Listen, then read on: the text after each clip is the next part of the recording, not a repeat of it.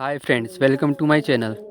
आज हम बात करेंगे हर्षद मेहता की। वही हर्षद मेहता जिसे स्टॉक मार्केट का अमिताभ बच्चन कहा जाता था।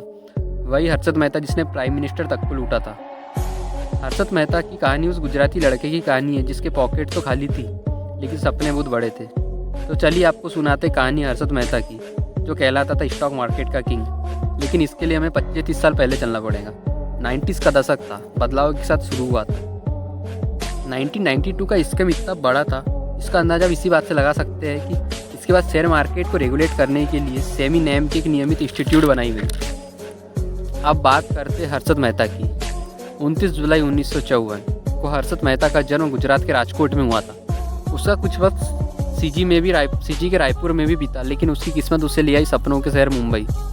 बीकॉम करने के बाद हर्षद ने एक सेल्स की नौकरी कर ली, लेकिन ना तो नौकरी हर्षद के लिए बनी थी और ना ही हर्षद उस नौकरी के लिए। इसलिए हर्षद आगे सेल्स मार्केट के एक ब्रोकरेज फर्म जिसने उसने नौकरी कर ली और स्टॉक मार्केट को बारीक से सीखने लगा।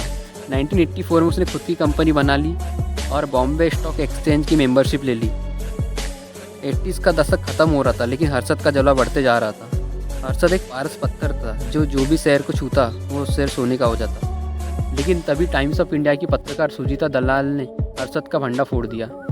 बाद में उन्होंने दिव्याशीष बासु के साथ मिलकर इस प्रकरण पर एक पूरी बुक भी लिखी जिसका नाम स्कैम 1992 था।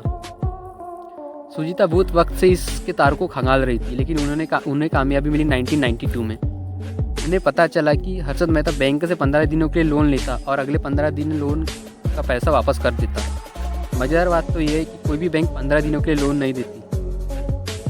यहाँ हर्षद की ट्रेनिंग काम आ रही थी जो उसने स्टार्टिंग डेज में सीखी थी। उसकी बैंकिंग सिस्टम में अच्छी जान पहचान थी। कहते कि बुरा वक्त बताकर नहीं आता, ऐसा ही कुछ हुआ हर्षद मेहता के साथ। शायद उसे इस बात की उम्मीद नहीं थी। शेयर बाजार लगातार ऊंचाई छू रहा था, साथ ही हर्षद मेहता का जलवा भी चल रहा था।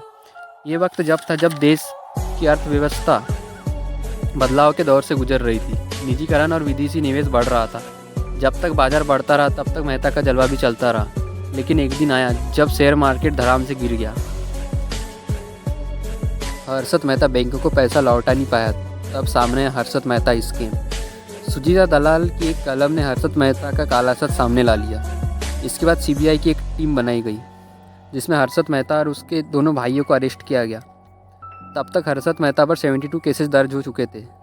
और तभी हर्षद मेहता ने एक प्रेस कॉन्फ्रेंस में दावा किया कि उसने पीएम नरसिम्हा राव को 1 करोड़ की रिश्वत दी है। लेकिन सभी आरोपों को कांग्रेस ने नकार दिया क्योंकि इसका कोई प्रूफ नहीं था। जमानत मिलने के बाद हर्षद ने फिर से अपना धंधा शुरू कर दिया। एक के बाद एक केसेस में उसे जमानत मिल रही थी। ऐसा लग रहा था कि उसके अच्छे दिन आ गए।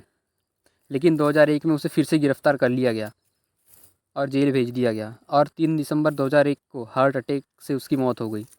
रिजर्व बैंक ऑफ इंडिया के अकॉर्डिंग 1992 का घोटाला 4025 करोड़ का था।